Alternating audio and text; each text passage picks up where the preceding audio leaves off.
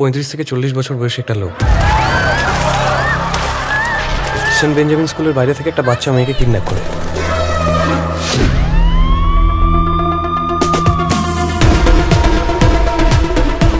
বাবুর হেভি দিমাগ, বেসিক্যালি ও একটু তার কাটা মাল। মাল তার কাটটা এক্ষুনি না বেরোলে মাথার খুলি করে দেবো। এই পৃথিবীর সবচেয়ে বড় অপরাধ কি জানেন ম্যাডাম? গরিব হয়ে জন্মানো। তোমরা আমাদের কথা ভাবো কোনদিন? আমরা ভূতের মতন তোমাদের চারপাশে ঘুরে বেড়াই, একটা মুখও মনে থাকে? এইবার থাকবে।